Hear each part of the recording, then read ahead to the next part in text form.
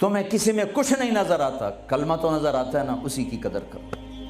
میرا کزن تھا، فوت ہو گیا، اس نے زندگی میں وہ نمازیں پڑھی جو اس میں پکڑ کے میں کہا بھائی خضر آنا نماز پڑھی بس، اور اس نے یا عید کی 2 نمازیں سال میں، یا وہ نمازیں جو میں پکڑ کے کھینچ کے لے گیا۔ ایک دن اس کی گاڑی میں جا رہا تھا، وہ چلا رہا تھا، میں آگے بڑھا، مجھ سے کہنے لگا طارق میاں میں آج تک قبلے المنہ کر کے تھکیا نہیں، میں نے شرم آتی، میں اس کا منہ دیکھنے لگا، ہر عیب اس کے اندر تھا۔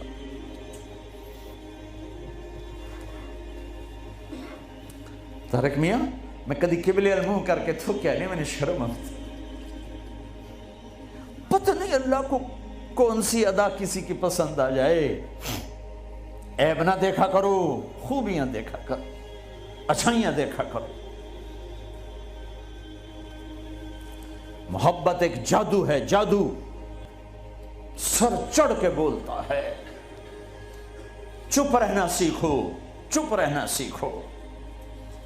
ایک واقعہ ہر جگہ سنایا، یہاں آخری بیان ہے اس سفر کا، اسی پر بیان ختم کروں گا۔ ہماری ایک دھوبن تھی ماسی شریفہ، ماسی شریفہ مشہور ہو گئی پورے برطانیہ سے۔ سن 85 میں مری تھی، ہمارے کپڑے دھوتی تھی، تو آ گئی میری بہن کے پاس، کہنے لگی بی بی اے میری نوما میرے نال بڑا لڑدیاں، لڑتی خود تھی، تو میں نے کوئی تویز دے اس ساریاں میری نوکر بن جاؤں۔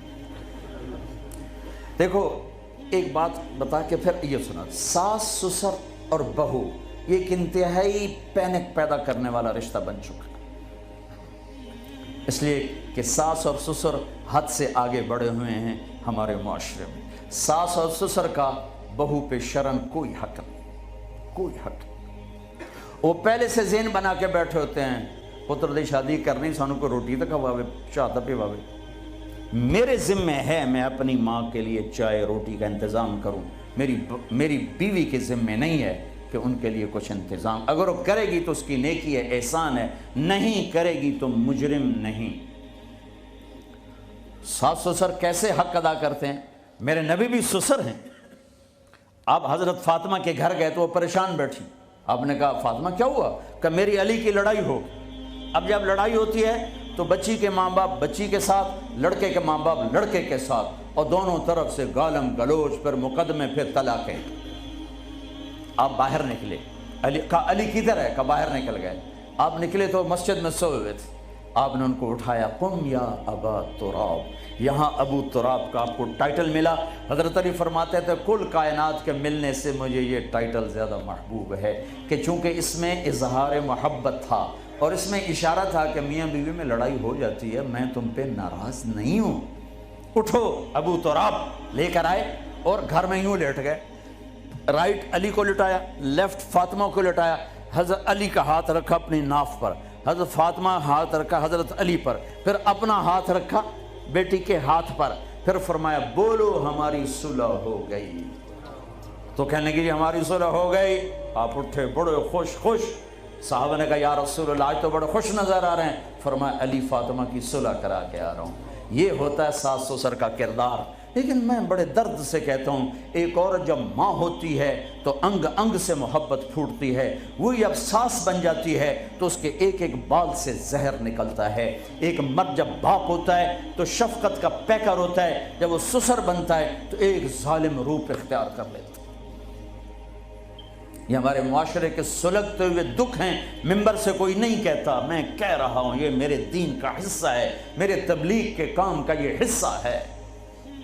جس نے سارے عالم کا درد اٹھایا وہ تو بیویوں کو خوش کر کے گیا، 2 مہینے روٹی نہیں ملی وہ پھر بھی خوش ہیں، اور ہم چلہ لگا کے 3 دن لگا کے بیویوں کے لیے زندگی حرام کر دیتے، ماں باپ کی زندگی حرام کر دیتے۔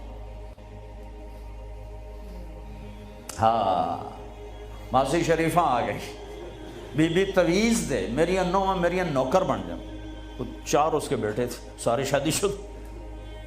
تو میری بہن نے ایسے نا کاغذ لیا اور اس نا لکھا کے نا اس کو ایسے رول کیا، کماسی شریفہ جس لے تیری لڑائی ہوئے نا تو اے تعویز ایتھے رکھنا ہے۔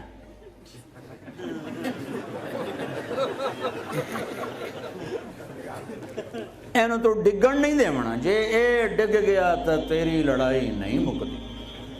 اب ہمارے ہاں تعویذ کی بڑی عقیدت ہے، اور صحیح تعویذ صحیح ہوتا ہے، نمبر دو ہوتا ہے۔ تو جعلی پیر بھی ہیں، جعلی عامل بھی ہیں، سچے پیر بھی ہیں، سچے عامل بھی ہیں۔ تو وہ ایک ہفتے بعد آئی، کبھی بھی تو میں نے کوئی کمال دا تویت دیتا، تویت ساڑی جنگلی، تو میں نے کوئی کمال دا تویت دیتا تعویذ، میری تو ساری لڑائی مک گئی۔ کیوں؟ ماسی شریفہ جی چپ ہو گئی۔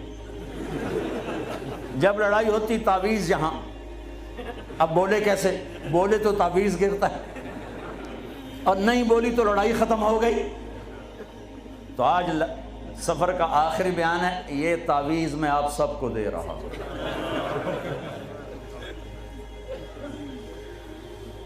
اس کیمرے کے ذریعے سے جو میری آواز جا رہی، ان کو بھی یہ تعویذ دے رہا ہوں، جب لڑائی ہو اے یہاں رکھ لینا،